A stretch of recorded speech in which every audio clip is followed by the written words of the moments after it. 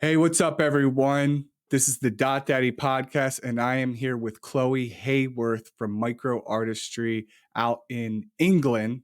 And today is November 8th, 2024. What's up, Chloe? Hi, Joey. Thanks for having me on. Yeah, I'm glad we were able to get you on. And like I was talking offline, I'm sorry we weren't able to do an in-person interview. It was just chaos at Meeting the Minds, but I am happy I got to meet you there. And how'd you like it at Meeting the Minds, by the way? How'd you like New York? Was that your first time? It was my first time in America. And obviously my first time in New York. So it was an amazing experience to have my first American experience in New York. It's always been on my bucket list to go there. I loved it. I really did love it. I mean, a week broke me, just all the walking. It's like it was such a busy week, but it was amazing. I'd love to go back actually. And were you by yourself while you were there? Did anyone come with you and wait in the hotel room while during the event, or were you just sightseeing by yourself, or what No, did you I do? came by myself. I came obviously for the meeting of minds. That was the main reason I was coming. But on the other days, yeah, I was doing lots of sightseeing, loads of walking around. It was amazing. But yeah, the meeting of minds was brilliant. And that was my first full meeting of minds. So I did go to the one in Manchester, obviously with it being in the UK last year, but I just went for a day. So I just went to like one of the specific courses that were running. But I really this year wanted to make the effort to go to the full thing and to see New York at the same time. So it worked out perfectly. Yeah, I would have did the same thing if I was you flying all the way over from England. I would want to stay for a week as well. It's a what's it, 7 hour flight? Yeah, it was about 7 hours on the way out, but on the way back it was like five and a half. So Uh, it was quite quick on the way back. that's great. And so, what did you think of New York? Just curious. Someone coming from I don't know how often you go to London or the cities over there, but what you think of New York? Yeah, so I'm quite in the countryside where I live. So it's the classic, lots of fields, lots of greenery. It's quite common to get stuck behind a tractor on the way to work. Like I'm fully out in the countryside. So although, I do experience the city and we have Bristol is the closest one to us. London's about 2, 3 hours from me. Okay. But I've never experienced anything like New York before. But weirdly, I felt so comfortable. And I think I do like that lifestyle. I think I kind of, maybe it's one of my regrets. I kind of wish I always did live in a city environment, even just for a while, just to experience it. Um, but I think the way New York is laid out, it's so hard to get lost. Like it's so simple to get around, isn't it? The way it's like done in the blocks and the avenues and And with the the streets. numbers, yeah, you just got to know the number Exactly. and what Yeah, avenue, you're and you can just pretty looking at much like generally get to the general location, and then just kind of wander around. Where's my sign? Where am I going? exactly. It's like on Google Maps, I was just counting the blocks I had to walk. I was like, okay, so after 5 blocks, I turn left, then I walk up 4 more blocks. And like I just wasn't getting lost because normally my sense of direction isn't brilliant. But I just felt like a bit of a local really. And the first few days I was thinking, yeah, I could get used to this. Like I maybe this is something I could live in this kind of environment for a while. But I think after the week, I was quite exhausted. I Oh, know it I wasn't a agree. normal week, though. Yeah. I was there for 4 days. I got there Wednesday and left Saturday morning, like Saturday afternoon, and, I'm exhausted, and I took the train. I'm in Delaware, and it's a 2-hour train ride up there, so I'm about 40 minutes from Philadelphia, and, Yeah. I like visiting New York, but I could never live there, just too many people. Let me ask you this real quick, Chloe. Did you have see any chaos with the, homeless people or anything? Did you see anything crazy? I actually didn't. I mean, there That's were good. lots of there's lots of craziness around. Someone gave me good advice. They said, don't look anyone in the eye and always look like Keep you know where moving. you're going. Yeah, just keep I moving. So I that's what I was doing the whole time. But when I got back, I was saying to everyone, I was like, there's a Starbucks and a Nutter like on every corner in New York. It's like you can't escape coffee. and And just pizza, craziness. and they Like, have pizza every and 100 pizza. feet. Yeah, and pizza, lots of pizza. Yeah, the food was good actually. The food was really good. But yeah, I didn't actually witness anything, so I was That's quite good. lucky. And I felt really safe actually. I felt really safe, like even walking around like in the evening and all There's a times lot of of the day. cops, especially in Times Square, they have, like, Yeah, excessive amount of cops. yeah, That yeah. There's lots of people around, so that's great, I'm glad you had a good time, it suck you fly all the way out here and something crazy happens, 'cause I've heard from a few other people who had, I'll say different experiences. Now, did you actually oh stay in the really? hotel or did you go to, did you stay, like, close by? Yeah, I stayed in a hotel on Fifth Avenue. It was called U Hotel. It was really nice actually. Um, I think I was leaving it as long as I could because obviously New York's very expensive. So I was trying to be trying to be clever. I was like, maybe I'll get a last minute deal. It didn't quite work out that way. But it was a really good hotel. It was only like a 20-minute walk to Times Square. Um, so it was really easy to get everywhere. It was perfect. It was right by the Empire State Building actually. Oh, that's great. That's great. Yeah, it's that kind of location. Did you stay were you sort of in Times Square or were you Kira and I stayed at a different hotel on Wednesday night, then Thursday so Wednesday we got there, then we went to, the thing at Scalp Micro USA. I went, Kira stayed at the hotel. She had a oh, different room than me. Just wanna put that out there for people. We stayed in 2 different rooms. That wouldn't be professional. And then, and then the morning of, we took a taxi at I think it was like 6:40 in the morning from that hotel to the actual venue, and then that's where we checked in, and we stayed there for the next 2 nights for oh, you Thursday. stayed in the Edition. Yeah, but the only reason I stayed in there was because, Team Micro paid for it. Oh, Because we were doing all the I see. videography, so they covered my room and Kira's room, but that other yeah, otherwise, it's a little expensive. It's a little expensive. Yeah. It looked like oh, it I was a think it was lovely anywhere from hotel. 500 to $800 a night, something like that. Yeah, yeah, that is a lot. I think I ended up paying like 1,500 in total. So I did okay. I did all For right. the whole It was a really week? nice hotel for the whole week. Yeah, yeah. That's And actually a that's pretty good deal. yeah, it was good. And that's taxes and everything. So everyone's telling me, "Oh, you're going to get caught out on the taxes." I was thinking, "What taxes? What?" We don't. I don't know what that is, but luckily it was like all included. That's great. So let's get into it, Chloe. So I saw on your IG, you do laser hair removal, as well as SMP. How'd you get into that? I do. The whole journey of like how I've got here has been so random in a way. But yeah, I've just recently started offering the laser hair removal just because it's something a bit more mainstream and something that everyone has heard of before. So obviously, as you know, like with the SMP, um, it's something, it's quite often people haven't heard of it if you tell people what you do. I saw your reel, you explained it so well. Like when you tell people what you do, everyone's like, what's that? So I kind of just wanted to offer something that was still along the lines of hair because that's my speciality, like hair loss, just all things hair really. Um, and yeah, the laser just felt like a good move, and it's been going really well. So I've only just really started offering that, so it's quite new. But I'm excited to kind of expand out into different hair treatments.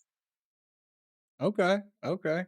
And I saw your office. It looks really good, nice and clean. It honestly, it looks like a medical facility. Did you set that all up or how did that happen? Yeah, I'm quite OCD with my cleaning. I do like to keep it really clean, and it was There's kind of nothing my wrong with aim that. to No, I do like having it like very clinical. Just it is quite simple. People say sometimes they feel like they're going to the dentist, which maybe isn't the best thing. I might need to make it a little bit more like fluffy and homely. Um, but yeah, it's a really lovely room, like so much space, so much light. But I did it all myself. Like when I first went there, it was actually like a construction person was working from there. and had all his equipment in the room. So it was a mess basically. He had painted two of the walls bright green for some reason, like the most awful green colour. So I had to basically just start again in the room itself. So like new floor, put the sink in, white walls, everything brand new. But yeah, the rest of the unit is lovely. Like I've got a kitchen, bathroom, like it's all private, nice reception area. So I've been really lucky with the room that I work from. Yeah, yeah, it looks great, and I'd rather go to a place that feels like a dentist than to go to a dirty, nasty place, So, I don't think yours looks like a dentist in my opinion. It just looks like really nice and clean. I love the color. I love the Oh, white and the that's really grays. sweet. Thank you. Yes, yeah, keep it nice and neutral. I think with this whole business, like you can go one of two ways, can't you? I think you can either go the kind of barber, like tattoo route and maybe be a bit more laid back with like what you're wearing, like have more of a brand and a style, um, and be a bit more like quirky and stuff with your decor and or you can go the clinical route. And for me, that just always felt more suited to me, I think. I like wearing my scrubs. I like keeping it all quite clinical and clean. So yeah, that just really worked for me. I agree, and people are paying a lot of money, for this Mhm. treatment, so if it looks nice and you look good and you look professional, they're more likely to book with you. Yeah, Um, definitely. Not feeling like they're going to a tattoo parlor, they're going to like a clinic. Agreed. Now, where did you grow up? So I grew up, so for anyone who's in the UK and knows the UK, it's a village near Bristol, I guess. So the village I grew up in is called Brentnall, and it's basically a village of like 3,000 people, um, Wow. built around this hill. It's like a just a hill or a knoll, I guess is the technical name for it. Um, so yeah, very very much like a quaint upbringing, I guess. Um, on the coast, so I'm in the southwest of England, so we have like all the beaches nearby, have Weston-Super-Mare, Burnham-on-Sea, which is where I live now. So yeah, in the countryside, near the seaside. It's really nice. It's really nice around here. And you stuck and that's where you grew up as a kid, and then as an adult, you lived there as well? Yeah, so I haven't gone very far. Um, I've done traveling in bits, but in terms of living, I've always lived nearby. I've wanted to stay near like my sister, and she's got a little boy now, so near my nephew, my grandma. So yeah, I've kind of wanted to stay near family. And to be honest, I do really like this part of the world. I guess it's easier to call it Somerset. I live in Somerset basically. Um, and I just really like this whole area. So I've never really moved away, but I do like it. Good. And, were you a good kid or were you a bad kid, Chloe? I was so when I was in school, I was quite quiet. Like I was definitely like more of the shy one. But I always had this inner rebellious side, I think. I've not liked being told what to do. I think that's why I've done so well working for myself because I do make a terrible employee. Like I've never been fired from a job, but I've had lots of jobs and I've always said I wouldn't employ me because I'm just too independent. Like I don't like being given orders basically. So although I was a good child as far as I was quiet. I was pretty well behaved. I wasn't like the class clown. I was really quiet. People probably wouldn't even remember me from school. I was one of those kids. Um, but Just kept my to mum yourself? was, well, yeah, I just kept to myself really. But my mum was so good with me, like she was so chilled.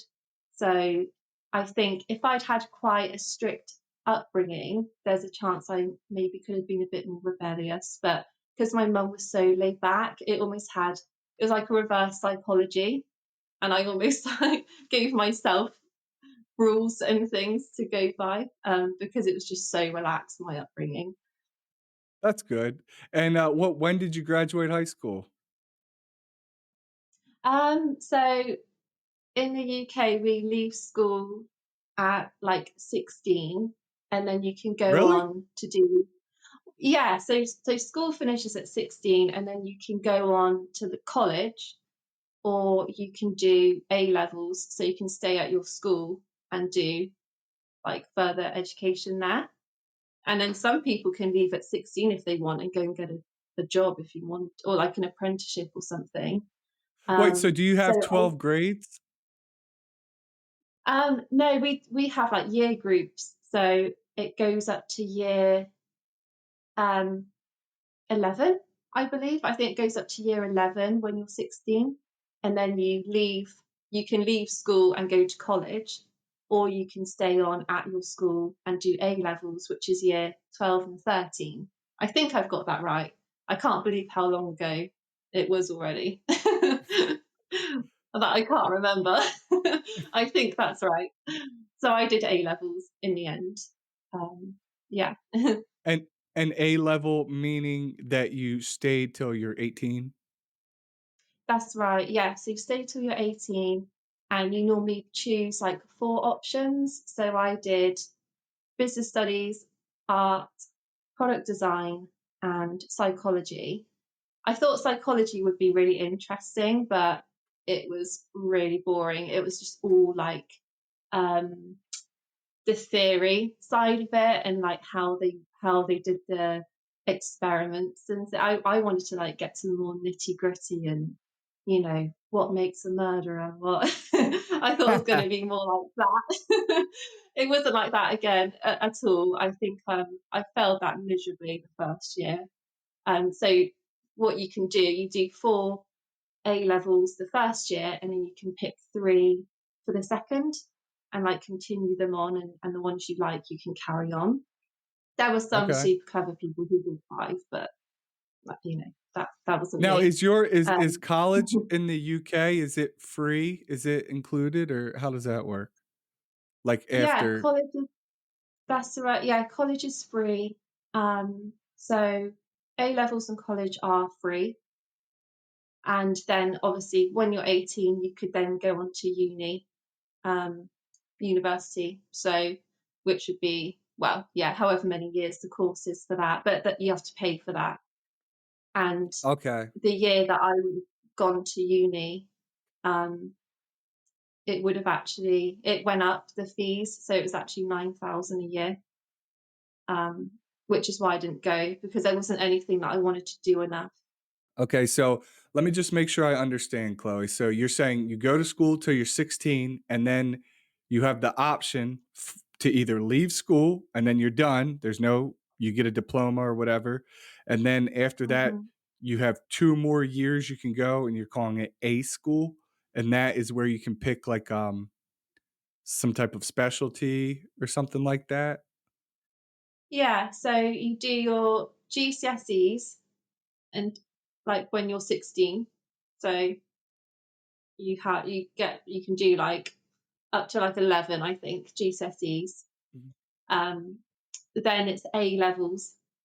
If you stay at school, it's called A levels, and you can choose like four options or up to five options that Okay. the classes that you want to do. Mm. Sorry, now that you're saying this, Paul Clark was telling me about how he started doing drawing, and I was so confused. But Oh now yeah. that makes more sense. It makes so much more sense. I didn't get into. I wasn't sure how that all occurred. Okay, it makes more sense now. I didn't realize that you guys were done at 16. Yeah, I don't understand how it works for you guys really. Like, so do you not finish at 16 then? Or do you just keep going, or No, so what it's you start there's 13 levels. So you have kindergarten, that's I guess okay, so you could call that level 0, okay? And then you have grade 1, 1 through 12. So you go from every year you go to a new grade, 1, 2, and most people finish when they're either 17 or 18 years old. Um You could, but once you're done the 12th grade, then you graduate from high school, you get a diploma, and then that's when you either go to college or military or whatever, go into the job Yeah. field. Does that make sense? Yeah. So what did you do? Did you go I went to the Navy. I to the graduated and then went to Navy? the Yeah. Navy. Yeah. So Chloe, you were a shy kid. Now, did you play any sports in high school? Were you on any I mean, if you're in a town of like 3,000 people or something, was it just one Mhm. school? Did you guys have soccer teams? Did you have cheerleading? Did they have that sort of thing? Oh God, no, none of that. So yeah, it was like one primary school in the village that I grew up in, and then you go on to like the secondary school. Um, but no, I wasn't particularly sporty. Um, I think I've always been very arty, so I've drawn like my whole life. In school, pretty much all I would do is sketch and draw and copy. Like I'd copy pictures from like books or copy people, make them sit for me and draw my family members. Like I was just obsessed with drawing people and copying things. So a lot of my childhood, to be honest, was spent drawing. And So um, you're like a real artist. yeah, well, yeah, I've tried to keep it up my whole life, and I do still paint portraits now. I've done quite a few commissions like pet portraits and family portraits and things. So I've always loved drawing. I did it a lot more as a child. I must admit, it kind of dwindled a little bit as I got older. I think you kind of lose confidence with it as you get older. When you're a child, you just do it because you enjoy it and you're not thinking about, is it good? Is it, I always used to get told they were good, but you never did it for that. You kind of just did it because I loved drawing. Whereas when you get older, you start being quite self-critical and it almost feels like a pressure. It's like, oh, I should draw, I need to draw because it's something I can do. You feel like you should do it, and it's something I'd like to do more of now, but it's And you very start comparing difficult. yourself to others, right? You start comparing yourself to other people's Yeah, work. it's a comparison, even like comparing yourself to the last portrait you did, because you think, well, the next one needs to be better. It's like I need to keep improving. Yeah. So you always like psych yourself up. I only do about one a year now because it's too stressful. Really? I've And you taken all do the enjoyment out. illustrations? Yeah, I do illustrations. So I'll still do like sketches and things like, just as like a pastime. But to be honest, I still just don't do it enough. I'd love to do it more. I did do a life drawing class, which I really enjoyed at like the local college. That was interesting. But then they've stopped doing them now. But, if there was more things like that locally, I would do them. I'd love to do stuff like that more often because it forces you. It's like a time of the week where you go and you do it. Yeah, yep. And you're around other people who like it, right? Who have passion about drawing Exactly. and that Yeah. sort but you Yeah. said And you it paint feels as like well? that. You're a painter?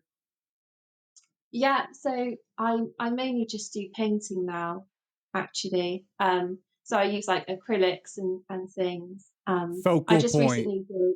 Pardon? I said focal point just because I took some painting classes as well. I just learned random things, but I Oh enjoyed yeah. it. Did you? What Yeah. was it like I did landscapes or I was it did just what you were saying, portraits? I did watercolor, right? That's Oh, a watercolor, yeah. watercolor, They're and, quite hard to use really, yeah. I think we did the acrylics as well. I just Yeah. basic. I was just basic. I wouldn't say I was good. I did enjoy it. We did a lot of trees, drawing the trees and the brush Oh, strokes did and you? Yeah. mixing colors. Did you enjoy it? I did. I find it fun. Yeah, I did enjoy it. I just you have to for me, I'd have to have a place set up. Sometimes my son, we let him finger paint and not to make a mess, so we put newspaper all over the table, right? And then we let him, finger paint all over. And so when he does Oh. that, if I'm home, I'll try it too because it's just fun. I Yeah. do enjoy it. You can be creative. Definitely, yeah. I think,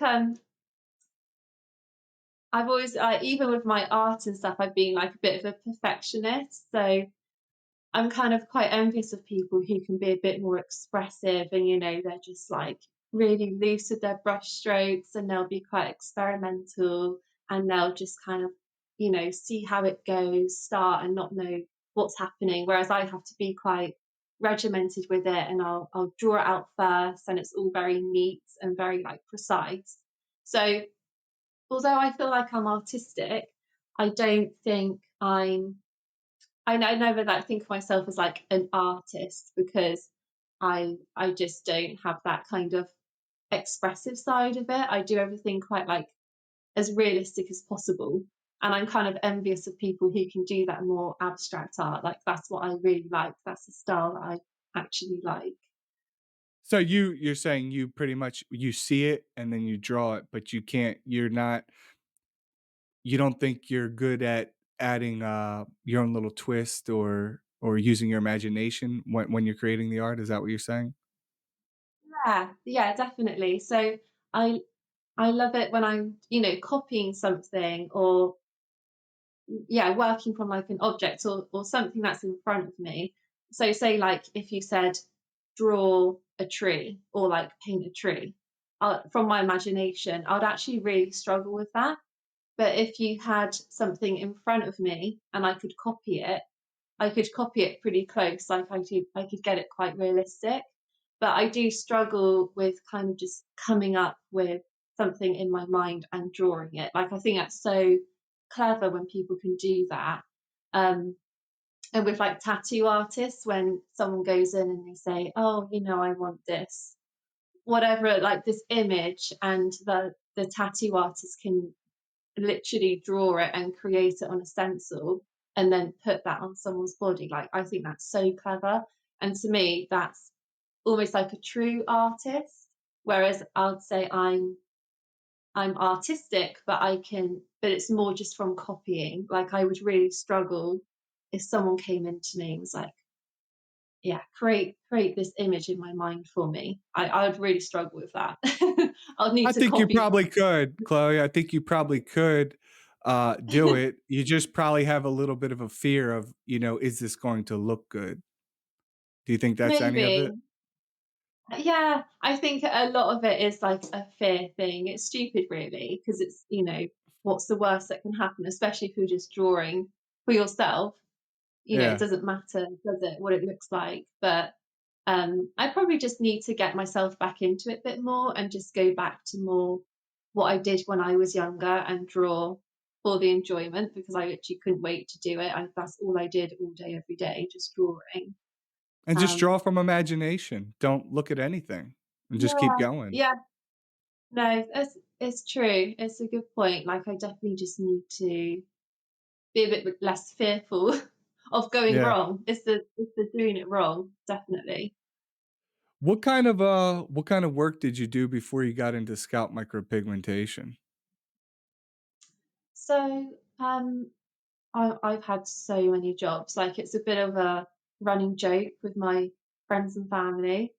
They're always like, "What are you doing now? What job do you have now?" Because I just had so many jobs growing up.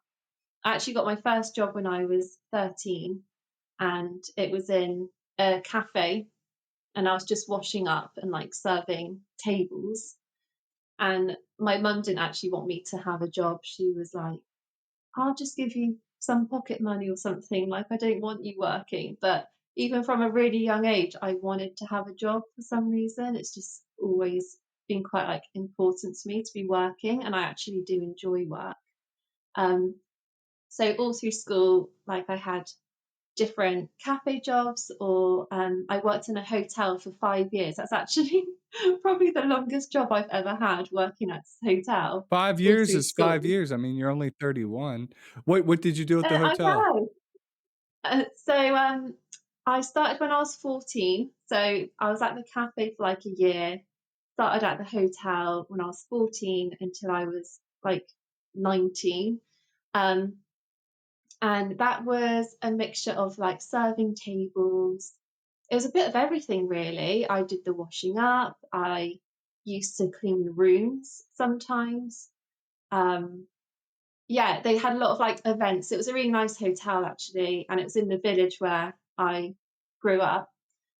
So they had like weddings and um, yeah, like birthdays, just like lots of different events going on. So it's a really nice place to work. Like there was always something quite interesting And when happening, you're and that's 14, you like probably had four so you worked up to, like, you're 19 or something? yeah, yeah. So you So probably I had a literally lot of worked. fun though, working at a hotel at I mean, you probably run around, you have access to a lot of things you wouldn't normally have access to, right? Yeah, it was like looking back, I'm like, oh my God, I was 14. Like, what was I doing? Um, Obviously, like they kept me kind of out in the kitchen, I guess, initially when I was younger. And then as I got a bit older, I had more responsibilities and was doing more. But I really enjoyed it, and I met people there who I'm still friends with today. And it's actually like looking back, it was definitely like my favourite job after this one. Obviously, this has by far been my favourite. But yeah, out of all the jobs I've had, I really enjoyed it. I actually loved my time there. It was so nice. It was such a nice place to work. No, it sounds fun. So what did you do after you were done, at the hotel? Where did you go? What did you do? So after that, I worked for my uncle's company.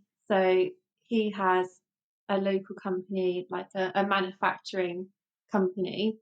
Um, And yeah, so I left school, I'd done my A levels and everything, all done, finished. Didn't want to go to uni because I didn't know what I wanted to do. I would have done art, but then it's like, well, what am I going to do with an art degree when I'm spending 9,000 a year to get this degree? It was like Yeah, yeah. unless you want to be like a doctor or a teacher or something, it didn't seem like any point of going. So No, I that's went and smart. joined. Yeah, I mean, I guess I missed out on the uni experience. That's the only thing. But looking back, I don't regret it because I don't think I would have really used, like have got a job from like the art degree. I love Um, that you said that because that's very realistic. Because there's so many people who go to mm, school for art degrees or, like, liberal arts or something like that, and then they get out and they're like, "I don't know why I can't find a job." Unless you become a teacher and you do that too, it's like it's well, very rare exactly, that and artists make money, you know what I mean? yeah, It's unfortunately, I'm not saying we like artists, right? But is it essential? It's not really an essential, thing that we need. It's more of like a luxury, right? exactly. Like it's not in high demand, is it? We can live without it if we really have to. I think, Yeah. the doctors and the nurses and things, they're in the high demand and like, yeah, you definitely got to go to uni if you want to do something like that. But be an artist, it's like you say, I guess if you wanted to be an art teacher or art historian or something. But did you ever have a career advisor at school? Yeah, yep, yep. We had career Because advisor. I feel like with them, if you said, "Oh, I enjoy art," their first thing is like, "Why don't you be an art teacher?" It's like, "Oh, I don't want to be a teacher." I just did you find yours useful, or were they just a bit useless? My school was chaos. My school was probably very different than your school. Oh, It really? was, I mean, my school probably had the same amount of people as you have in your town at one we had Oh, like really? 1,600 people in my high school. Oh my gosh. Yeah, My that's my chaos. graduating class my graduating class was almost 400 people. It's a lot smaller now, that high school, but yeah, it was chaos. I had career advisors, but I didn't take them serious. I didn't my It was a lot different, I'll say. It was a lot different. Yeah. It was mine was all I wanted to do was survive and graduate. That's all I cared about. Oh my But to your point, god. I could see why the career advisor would suggest that because they're in the school, right? They're like, "Well, I have a career as an artist or as a Yeah. teacher. Why not you?" You know? It's just, yeah, it's funny, like, once you leave and you get yourself out there and you have all different experiences and different jobs and things, like, this is how I stumbled across the SMP because I tried so much.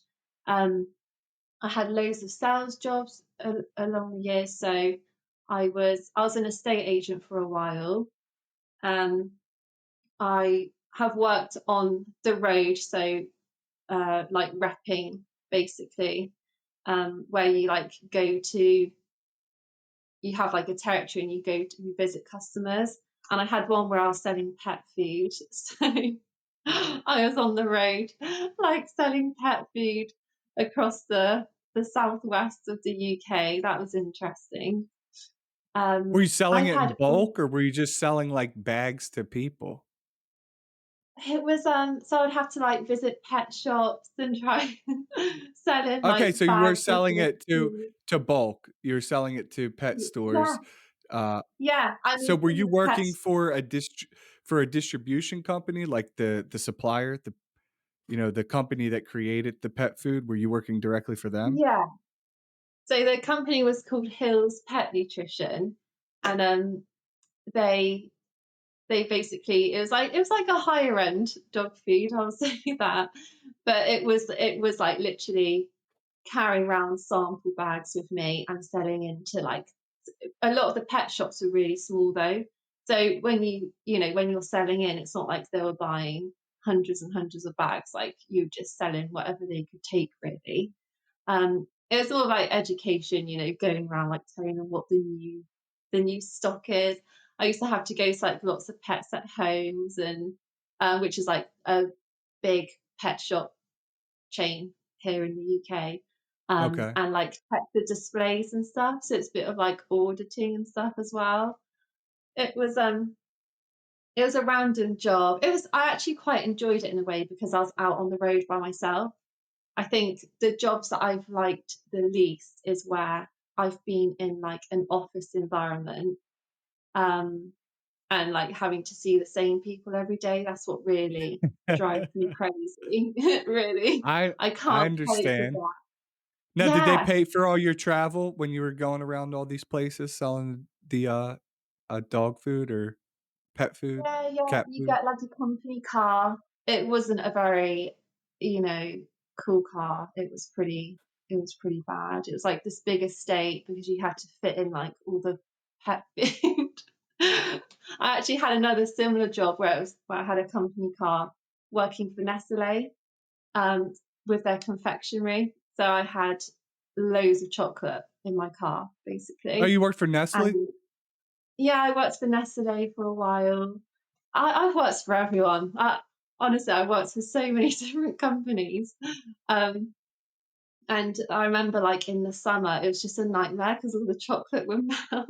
So I just remember having to, like, lug all the chocolate in my house, like, every night keeping it under the stairs to try and keep it cool to stop it from melting. Because if you lost Gosh. the stock, like, that would go against you. It almost, like, comes out of, like, your budget. So, yeah, you had to, like, protect the chocolate with your life. So it was just a nightmare, honestly. It's such a nightmare. I remember, I think I counted up how many jobs I've had in total with my sister, and it was something like 19. It's 19? unbelievable. Yeah, honestly, it's really bad. But it's because Wow. I always found it really easy to get jobs, and I've never actually been fired from a job before. I've left all of them, but I Wow. just was never Wow. happy, never happy. And in that time as well, I guess like in a way, like what we were saying earlier, I'm quite fearful in some ways, but then in other ways, I'm so fearless. Like I don't care to leave a job. I'm not worried about it at all. I'm like, I'll find another one. So if I don't like something, I'm like, oh, I'll just leave it. I'll find something else. Um, but yeah, I can't remember what I was saying now. No, 19 job I thought I had a lot of jobs. 19 jobs is quite a lot. So, I imagine you worked at some of these places for, like, a week or maybe a month, and then you're just like, "I hate this, I'm Yeah, leaving." yeah. Some of them. I think the shortest one was like a week. Yeah, Okay. that Did you was ever not. work in the, fast food or anything like that? Like a No, McDonald's? no, never did. No, never did fast food. It was just yeah, like cafes, restaurants. I worked for Costa for a little bit, which is like basically like Starbucks. We do have Starbucks in Okay. the UK, but we have Costa, which is a big coffee shop chain. So I worked for Costa for a while. Trying to think what else. I've had so many. A lot of them were like very much sales related. Were you good at making the sales? I mean, were they high commissions? Oh, well, I would always start quite well and then I'd get bored quite quickly. So I'd always start off okay. And then my boss would start annoying me, or I would just start thinking, oh, this is so boring. And then, yeah, just start getting worse. So, and then bail out. So I Oh, think I've always like had it in me to be quite good at sales, but I just lose interest too quickly if it's something that bores me. what ultimately, so you do all these jobs, right? You had Mm. 19 jobs. And hey, I'm happy that you were able to just get up and leave and try something else. It's better than being stuck there and being depressed, and hating it and just not liking your life, right? So if you're able to do that, good for Yeah. you. So what ultimately got you into scalp micropigmentation? Where did you see it? What happened? So alongside like all the jobs I had, I've always had little businesses as sidelines like my whole life. And I've always wanted to have my own business and work for myself. Like I remember when I did business studies in school when I was like 15, I just always remember thinking, I want to work for myself. Like it just really, I remember the moment sort of almost deciding that, thinking, I do not want to work for someone, I want to have my own thing. So I tried lots of different businesses throughout the years, all different things really. Um, and it was actually my mum who first told me about micropigmentation. So she was looking at having an areola reconstruction done herself, and it's something that she'd never heard of. Like she was doing the research, had found out that you can have this tattoo, and told me about it. And she was like, "Oh, this is like perfect for you, like with your art and everything. Like this is literally perfect. You'd be so good at it." And I remember doing the research at the time. At the time, I was in my early 20s, and I looked into it. And, like, as you know, like the training's quite expensive. And it felt a bit daunting at the time. And I just thought, oh, I don't know. Like, it was even less known back then. This is obviously like 10 years ago, doing medical tattooing. And I just thought, I've got to find the money to pay for the training, and I've got to find clients. Will I find clients? So it was like always on my mind since then. But at the time, I just kind of did the research and almost talked myself out of it. And I just thought, oh, I don't know if I feel ready to do something like this at the moment. And then a few years go by. Um, my mum actually sadly passed away I'm when I was sorry. 26. Thank you. And it was all a big shock. So she passed away, yeah, when I was like 26. And for some reason, like the months following her passing, it just kind of was popping in my head again. It was really weird because I hadn't thought about it that whole time, really. Like after I'd done that initial research and decided against it, I kind of didn't really think about it. And it just was like really like sort of in the front of my mind. And I was thinking, yes, I think I want to look into doing that again. So I was working as an estate agent just before my mum passed away, and I actually had left my job to be at home with her to look after her because we weren't expecting her to pass. Like that was kind of like a shock. So, but I had left my job because we knew like it would have been a long recovery if she'd been okay. So I kind of just wanted to stay with her. Um, but after that happened, actually, then it was COVID. So it went straight from losing my mum, and literally like the next month was lockdown in the UK. So I didn't have a job, and all this had just happened. And I was thinking, oh my God, like, what do I do now?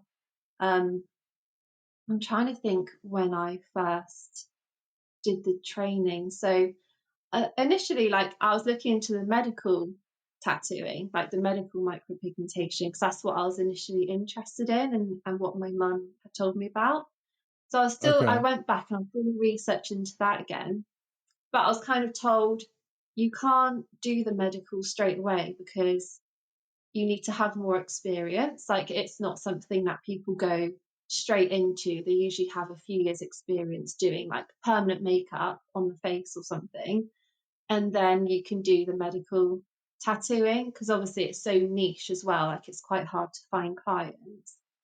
So I was kind of getting pushed in a direction. People were saying, no, like, you need to pick something on the face first. So you need to do like eyebrows or lips or eyeliner before you can go and do the medical. So I was like, Mhm. okay, that's fine. Um, Out of all of those, by this point I still didn't even really know about the scalp. So I actually initially did training for microblading. So Okay. it was like Okay. yeah, it was an online type course that I was doing from home. Now I know, looking back, I'm like, that wasn't a good idea. Well, you're um, just trying to figure it out. You're just trying to say, "Hey, what is this?" exactly. You're learning about it, right? Yeah, yeah. Just, I was so clueless. I hadn't heard of any of it. Like, I didn't know the right way to do things. I had no idea. I did lots of research. So I was looking at lots of artists across the UK, and I was kind of working backwards. So I was looking at their work, thinking, oh, I like their results. And then, getting in touch with them saying, oh, who did you do your training with? So I was trying to work out, and there was a couple of places that kept getting mentioned. So I kind of like stuck with that training schools, and just went for it. But the microblading, but I remember when I was doing it, and I just wasn't enjoying it at all. And I actually remember like writing in my book that I was doing the training with. I was like, this, I can't remember what I put. I was like, basically like, this isn't it. And I just remember like feeling really disheartened, because I was kind of putting like all my hopes into this. I thought, oh, this is something I'm going to hopefully be really good at because of my art, and something I could really enjoy. And I was doing it, and I was just like, oh, this isn't what I want to do. Like, this isn't for me at all.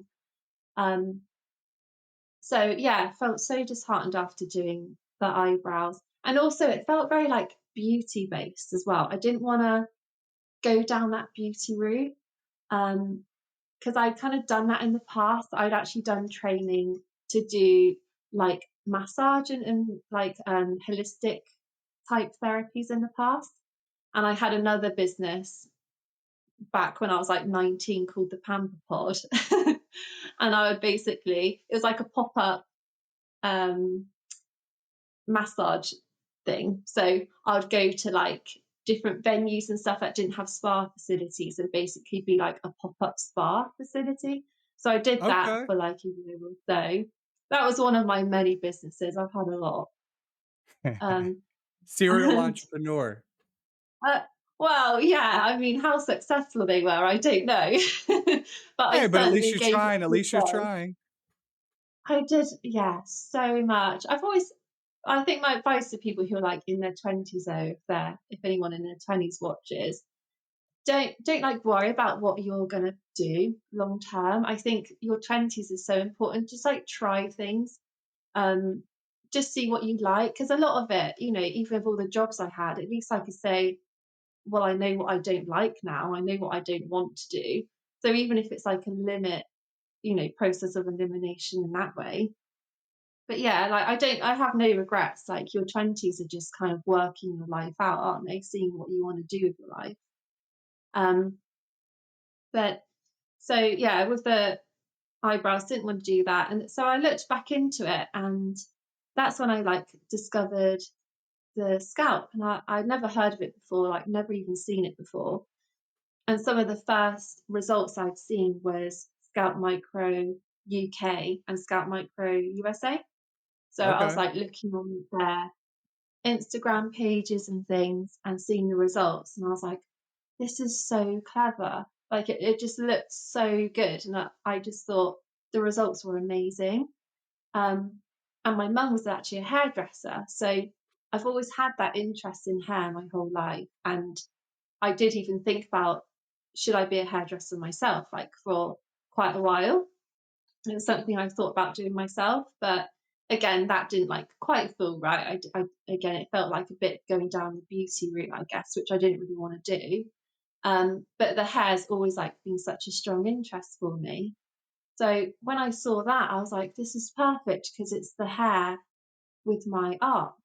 And I know it sounds stupid, but it's almost like because I'd spoken to my mum about the micropigmentation, although she doesn't know about any of this, because like she's passed since I've done all of this, I almost feel like I've had her approval for it all because I know like she wanted me to use my art. Um, she she told me about the micropigmentation, so I know she would approve of that. And she would have been really excited about the fact that I'm working with hair loss and like people's hair. She just would have loved that. So It it's doesn't kind sound of stupid at all, Chloe. You're right. You're exactly right. she's been a big influence, like a huge influence on this whole thing, like all my decisions. Um and yeah, so I did the training with finishing touches in the UK. That's who you did your first Um SMP training with? that's how I did, yes. Yeah, Okay. so I did lots of research. That's the one that kept guiding me back to, and it kept What's the popping name of up the in the head person there? Dawn Forshaw. Dawn, okay. Yeah.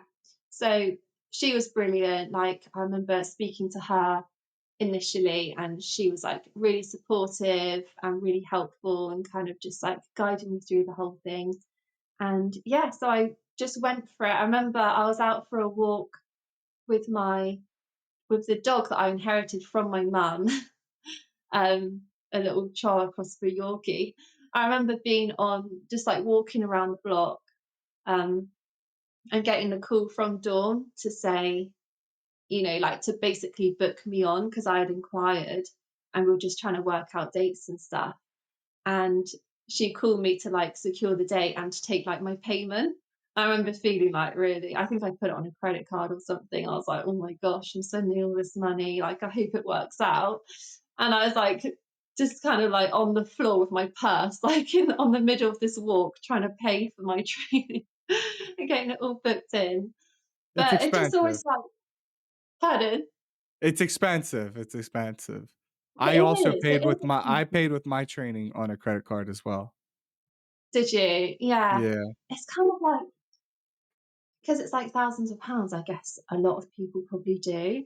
And I mean, don't get me wrong, I've never had an issue spending money. Like that doesn't bother me at all. But it's always like still a little bit daunting, like, oh my gosh. And because I've had all these business ideas before, it's like, is this going to be the one? Like, am I actually going to enjoy this? Am I going to grow this one, or am I going to get bored? Because boredom tends to be like the main thing for me. I'm like getting bored of things. Um, but honestly, like that first day of training, it just felt so right. And I remember, doing my first real person working on real skin, and it just felt so natural. I was like, yeah, this feels totally normal. This feels like what I should be doing.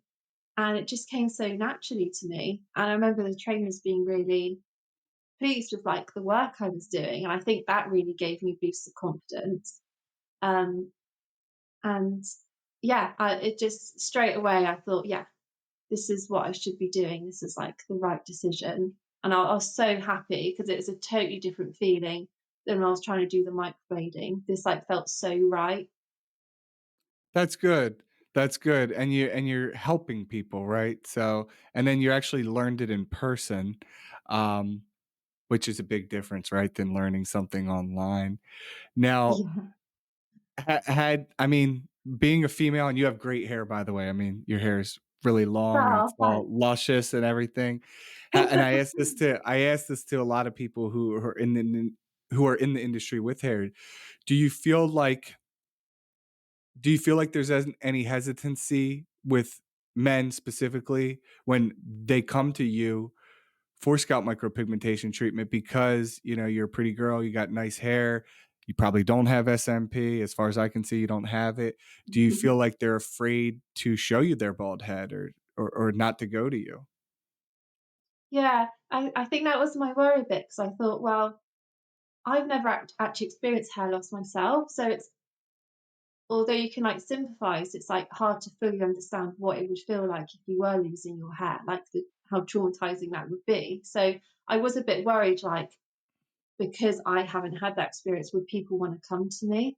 But I think I just really pushed the fact that I'm coming from like an artistic background. And so the results that I'm going to be creating are hopefully going to be like as realistic as possible. And that's like my niche in a way.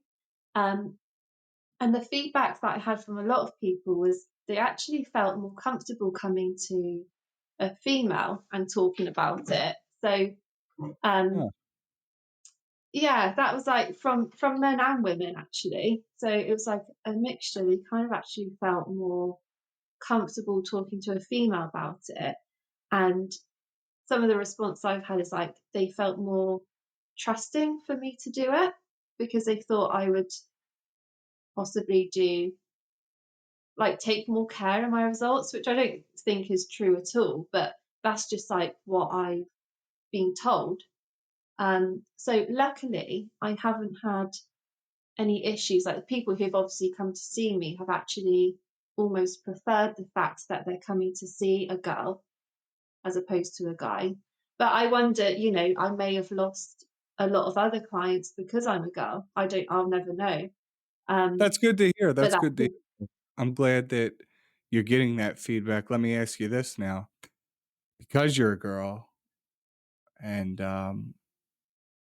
have you had any guys basically I'll get to the point, have you had any guys trying to hit on you, that you're doing SMP on?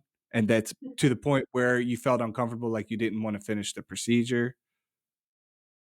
yeah, there's been a couple of situations where they're just yeah, they'll try it on. They'll, like make it awkward. And you're just like, why are you doing this? And it's always like, it always tends to be like towards the last session. So you like get to know them quite well. You think, oh, yes, it's a nice person, Nice nice p guy. I'm like, oh, why? Why did you do that? and then they start and then they um, then they try then they try to, ask you out or something like that? Yeah, yeah, I've been, like people have asked me out and stuff, but I would just, it's just like awkward, isn't it? Like when it's your client and you've been doing that work for them and things, I've never Okay. trying to avoid, trying to avoid Now seeing was but anyone was like, there any, have you ever had anything obviously, it's awkward and everything, but have you had any issues where they're like I don't wanna say stalking, but they're persistent and you're like, "Yo, leave me alone. I was just doing your SMP. That's it." yeah, no, it's never got bad like that because That's um, good. because obviously like because you're working, well, I work by myself. So when I'm at work, I don't really have anyone there. So if anything, if like I did get myself in like a bit of a situation, it's kind of like just me. So I do Okay. think I've been really lucky with the clients that I've had. Some of them have definitely like tried it on and asked me out and things, but it's never got to the point where it's been really weird or like they won't let up, like they won't stop asking or something. Like once I'm like no, they'll just leave it. And I think as well because it's also a bit awkward because if they want to come back Ah, like you need another they might session, come, right? Yeah. yeah, they might have another session or they might want to have like a top up with me and then they've just like ruined it then. They Yeah. won't be allowed to come back. So, they've got to be careful that if they want to still have SMP with me, then you can't get too weird. Yeah. That's good. You've got to So I had behave. a do you know who Katie Hubert is? Katie SMP in Canada? Yeah, yeah, yeah. So Kate, I did a podcast with Katie and we were talking and I loved what she said. She said she had similar issues, but she had some real creepers. She had to put her foot Mm, down and tell them that I d now, Katie, I'm sorry if you end up listening to this. I don't know verbatim, but she basically told them, "Don't do anything you wouldn't say to a man, don't say that to me.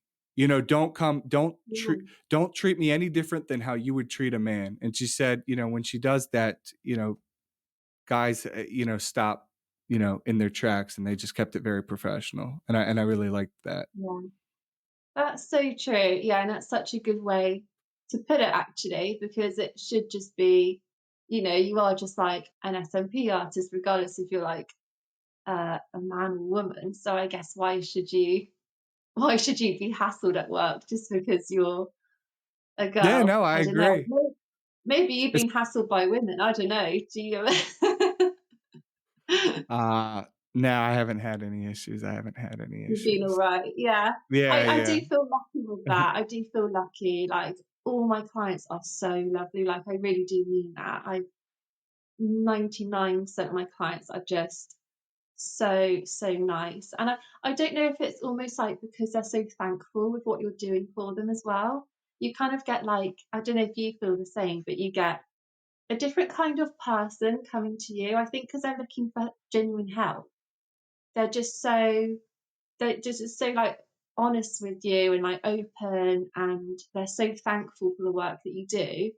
And I think that's why I've always really enjoyed going into this industry. And because I don't feel like it's that beauty based, I think maybe I would have more issues if it was, like more of like a beauty treatment, or just for like aesthetic purposes. I think because it's almost got that medical side to it, and people I are coming to agree. you And for help. Yeah. when you're spending, hours one-on-one, I work one-on-one a lot as well. And when you're spending hours one-on-one, they really do open up to you, and you do hear some crazy stories. I'm sure you've heard Oh some my some god. wild tales. Yeah. It's Yeah. fun. I You like become I like like hearing it. yeah, I love it. And it's like people are just so open, and like they will tell you their whole life story. And yeah, the stories that people have told me, I mean, I always say like between these four walls, like nothing will leave. I'll just keep it, keep all Yeah, this to myself. But people really open up, and like you say, it's because you spend hours and hours one on one with someone, so you get to know them really well. And yeah. my theory is that the way I work, like they're on a couch and I'm behind them. I think it helps when they're not looking at you.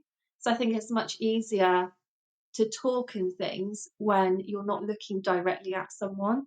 So I think, they're just like looking at the ceiling or looking at the wall, and you're working behind them and you're still talking, but because they're not looking at you, they're just so much more open, and it probably doesn't feel so intense because, you're still doing the treatment, and it's, You're not gazing in like their eyes.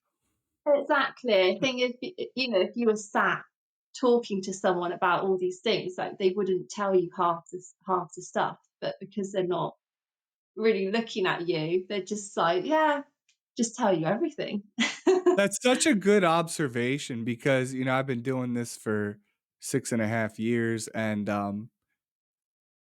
most now that you say that, and I've thought about this too, but since we're talking about it, I definitely get the most information out of people when I'm working on the back of their head, right? So I'm working on the back of their Yeah, head and they got their head down.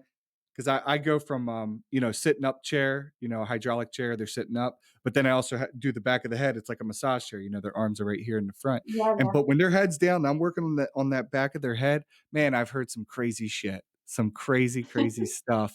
I've heard some horrible things. I've heard some amazing things, but I've also just heard just crazy stuff like what the fuck is happening? Really. And it's like, how did you get yourself into that situation?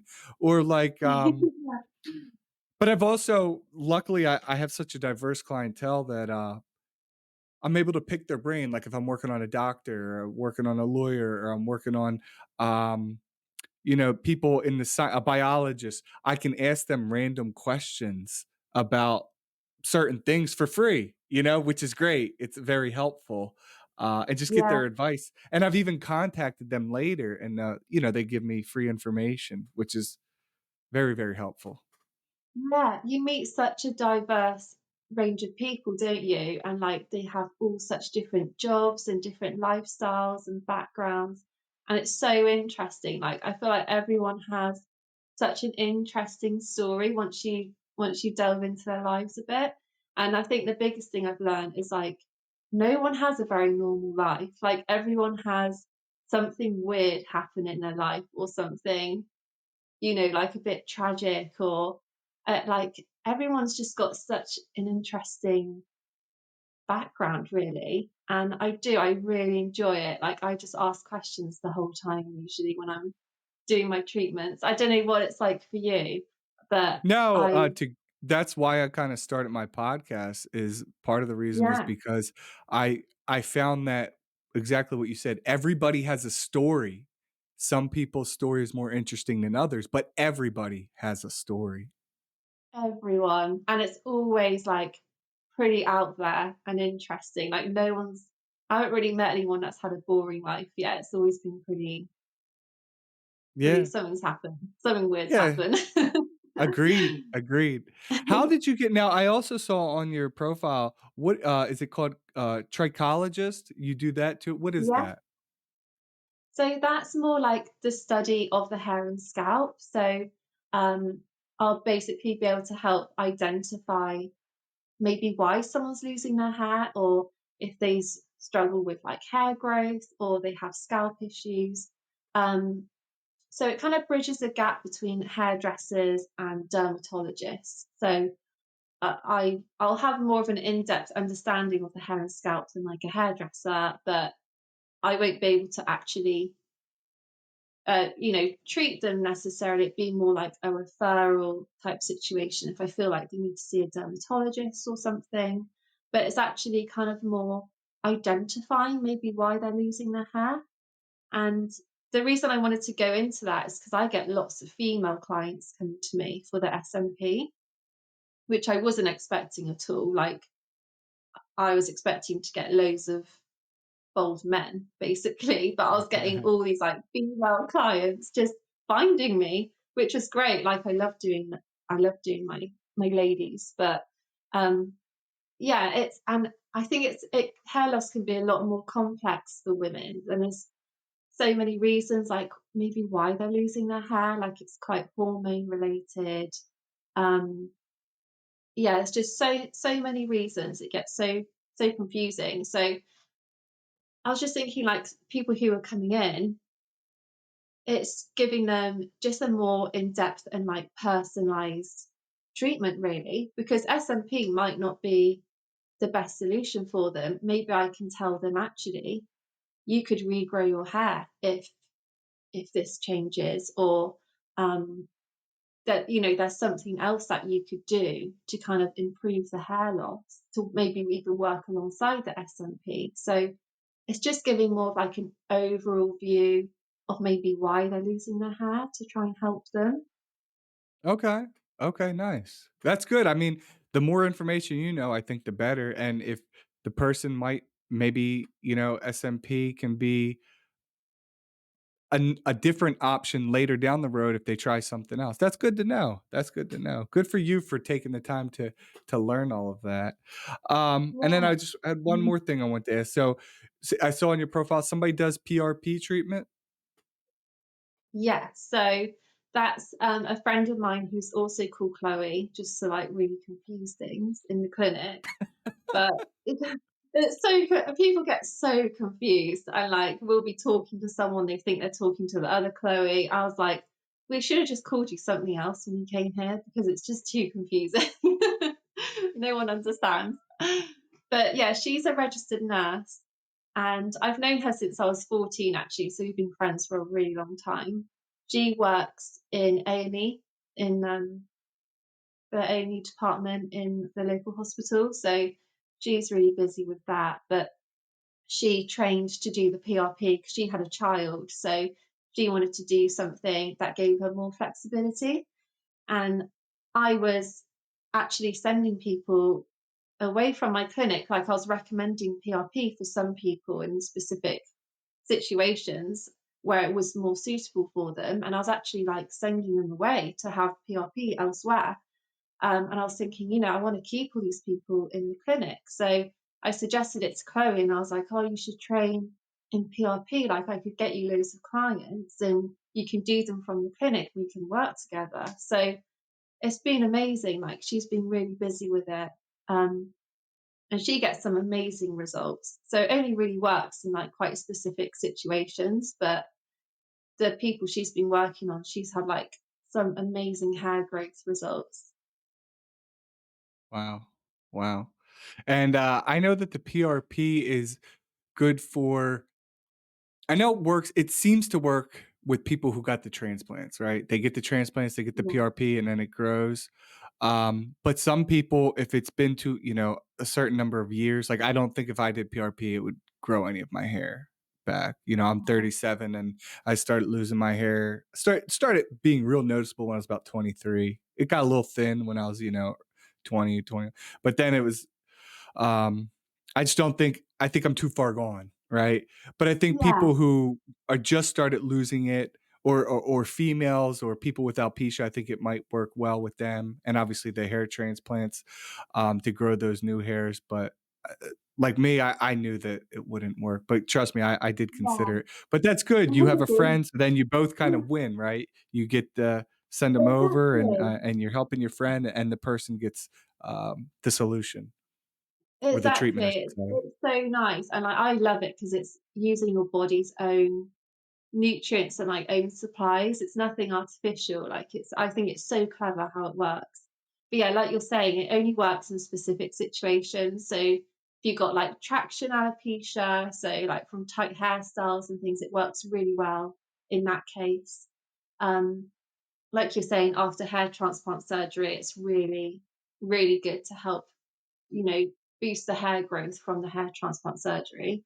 But yeah, if it's like pattern hair loss, it's a bit tricky because obviously that's like a progressive thing. You can't stop it. So PRP could slow the process down if you catch it early enough, but then you'd have to literally do it for life to kind of maintain the Yeah. results. It's still just going to keep getting worse. So that's why SMP is like so amazing in that situation because it's one of the few options really. Like, did you ever look into having a hair transplant, or did you just Yeah. always? Yeah, of course. Yeah, My level of hair loss, it would be they would be able to give me a hairline, like, they could take the hair back here, they could put up here. They give me a hairline, but they would never there's not enough hair on the back of my head to fill the top. So, I would go from bald yeah, to looking balding, and then I have the scars, so yeah. I'm I'm happy with having the, SMP. But the good thing about SMP, anybody, if you're still listening to this, SMP, if they come out with a cure for hair loss, like a pill or an injection, it won't stop hair from growing over top. It won't Hmm. prevent it, you know? Yeah, there's like no risk to it really, but it does suit you because you got the beard and then you got like the shaved head. Like that's a look in itself, isn't it? Um, Yeah. and I've created an I've army seen, of balded beard guys. yeah, I know it's a look. It's good if you can, if you can grow a good beard. I think it's quite nice to have the shaved head with that. But I've seen like so many failed hair transplants, and so many people go to Turkey, and it just looks really bad, or it hasn't taken. They've got big scars. And one guy, he actually had 6 hair transplants, all in the UK, I and they were all FUT, so like the strip scar. But even that, he had 6 and he still didn't have a full head of hair. Like I went in and did density for him. But you just think, oh my God, he would have spent, I don't even want to know how Did you much. do it? Be Did like you do his 10, S did you do that guy the guy's SMP with the I've yeah, worked on, yeah, I did probably about FMD. 5 people with, like, 5 or 6 transplants, and their head is so jacked up, and I feel so bad for them. The scars are brutal, they're Yeah. brutal, and I always have to do their entire head. I have to do the scars, the sides, the top. It's just they're hiding under a hat. It's so bad. What happens in America? Because everyone goes to Turkey in the UK for like a cheaper hair Oh, transplant. But a obviously, lot of people go to Turkey too from here. Oh, even They in make it very America, they still yeah, yeah, travel. they make it pretty cheap. They have and they're actually Turkey is building a facility in Mexico right over the border. Oh, Yeah, they're and they're doing still that doing too. this is cheap. Yeah, Yeah, they're trying to make it so it's even cheaper. 'Cause you really. know, in Turkey, they don't most of the time, the doctor's not doing all that. They'll have, like, 1 doctor and, Yeah, like, 5 procedure rooms, and he's just bouncing back and forth, and it's the techs that are actually sitting there doing all the, tedious work. yeah, yeah, yeah. I had a client and he went to this barber's and the guy there had a really dodgy hair transplant done. And he was talking to him about it. He was actually quite happy with the results, but like apparently they weren't very good. But he was talking to him about it, and this guy was from Turkey. So to him, the Turkey prices were actually still quite expensive. And he actually went to Iraq to have a hair transplant Shut and the he fuck paid up. five, no, honestly, he paid £500. I don't know what that would be in dollars, like $800 or something. And he had like the whole hair transplant done in Iraq, and apparently it was just really awful. Like his hairline was like halfway down his forehead, but he was quite happy with it. So you know, but to him, like the turkey prices were a lot, so it just makes me laugh. I just think, where does it end? Where do people in Iraq go to have a hair transplant? Yeah, where did the people that's Where does it crazy. end? I didn't even think Yeah, of that. Holy shit. I yeah, guess that every country has some doctor who's like, "You know what? I can fucking do this. I'll charge," you yeah. know? There you go. Yeah, Wow, I didn't even literally. think about that. I didn't even think about that. Wow. Alright, Chloe. So, how can people find you, Chloe? If people wanna come see Chloe, get their SMP, where can they find you? How can they get in touch with you? What's your website? What's your Instagram? Name all that, and we'll pop it on the screen. So my website is microartistry.co.uk and my Instagram is microartistry_UK. So you can find me there. I'm located in Weston-Super-Mare in Somerset, UK. Got my clinic there. So yeah, easy to get in touch through all those ways. And she'll make sure it looks good. I've seen her work. She's a great artist, people. Stay on, Well, very Chloe. natural, very subtle. That's what I like. Daddy, Daddy.